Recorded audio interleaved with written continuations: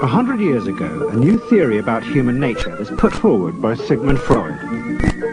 He had discovered, he said, primitive sexual and aggressive forces hidden deep inside the minds of all human beings.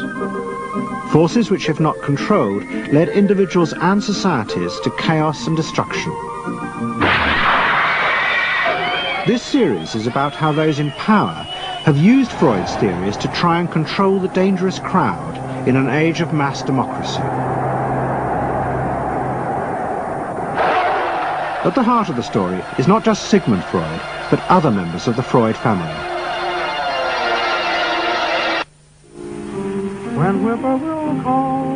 This episode is about Freud's American nephew, Edward Bernays. Bernays is almost completely unknown today, but his influence on the 20th century was nearly as great as his uncle's. Because Bernays was the first person to take Freud's ideas about human beings and use them to manipulate the masses.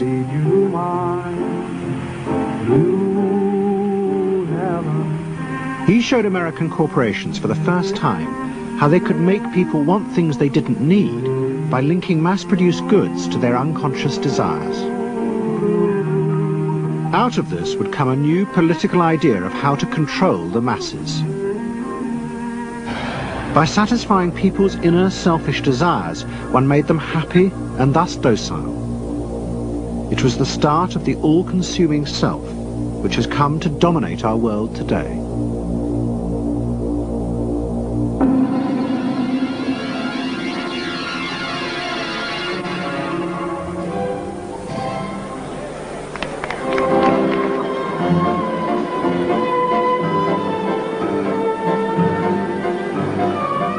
Freud's ideas about how the human mind works have now become an accepted part of society, as have psychoanalysts.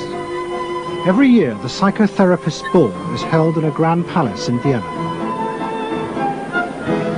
This is the psychotherapy ball. Psychotherapists come, some advanced patients come, or former patients come, and many other people, friends, but also people from the Viennese society who like to go to a nice, elegant, comfortable ball. But it was not always so. 100 years ago, Freud's ideas were hated by Viennese society. At that time, Vienna was the center of a vast empire ruling Central Europe. And to the powerful nobility of the Habsburg court, Freud's ideas were not only embarrassing, but the very idea of examining and analyzing one's inner feelings was a threat to their absolute control. You see, at that time, these people had the power.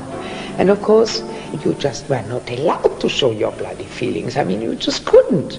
You know, I mean, you couldn't, if you were unhappy. Can you imagine, for instance, you sit somewhere in the country in a castle, you are deeply unhappy, you are a woman. And you couldn't go to your maid and cry on her shoulders, or you couldn't go into the village and complain, you know, about your feelings. I mean, you couldn't, it was like selling yourself to somebody. You just couldn't, you know, because they had to respect you. Now, of course, Freud, you see, put that thought very much into question, because you see, to examine yourself, you would have to put a lot of other things into question, your society, everything what surrounds you. And that wasn't a good thing at that time. Why not? Because your self-created empire, to a certain extent, would have fallen into bits much earlier already. But what frightened the rulers of the empire even more was Freud's idea that hidden inside all human beings were dangerous instinctual drives. Freud had devised a method he called psychoanalysis. By analyzing dreams and free association, he had unearthed, he said, powerful sexual and aggressive forces which were the remnants of our animal past. Feelings we repressed because they were too dangerous.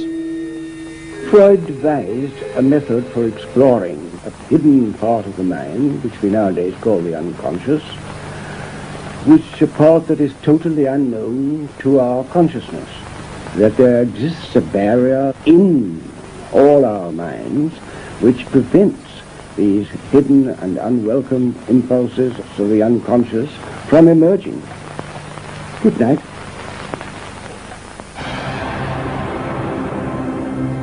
In 1914, the Austro-Hungarian Empire led Europe into war.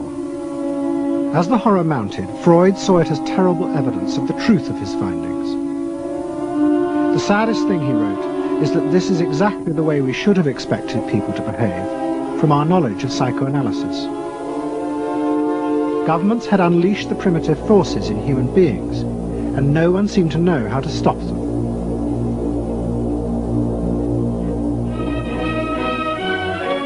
At that time, Freud's young nephew, Edward Bernays, was working as a press agent in America.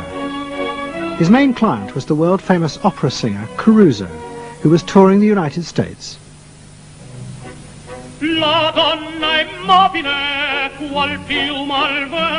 Bernays' parents had emigrated to America 20 years before, but he kept in touch with his uncle and joined him for holidays in the Alps. But Bernays was now about to return to Europe for a very different reason. On the night that Caruso opened in Toledo, Ohio, America announced it was entering the war against Germany and Austria. As a part of the war effort, the US government set up a Committee on Public Information, and Bernays was employed to promote America's war aims in the press. The President, Woodrow Wilson, had announced that the United States would fight not to restore the old empires, but to bring democracy to all of Europe. Bernays proved extremely skillful in promoting this idea, both at home and abroad. And at the end of the war, he was asked to accompany the President to the Paris Peace Conference. Then, to my surprise, they asked me to go over with Woodrow Wilson to the peace conference. And at the age of 26, I was in Paris for the entire time of the peace conference that was held in the suburb of Paris, and we worked to make the world safe for democracy. That was a big slogan. Wilson's reception in Paris astounded Bernays and the other American propagandists. Their propaganda had portrayed Wilson as a liberator of the people, a man who would create a new world in which the individual would be free. They had made him a hero of the masses. And as he watched the crowds surge around Wilson, Bernays began to wonder whether it would be possible to do the same type of mass persuasion, but in peacetime. When I came back to the United States, I decided that if you could use propaganda for war, you could certainly use it for peace. And propaganda got to be a bad word because of the Germans using it. So what I did was to try to find some other words. So we found the word Council on Public Relations.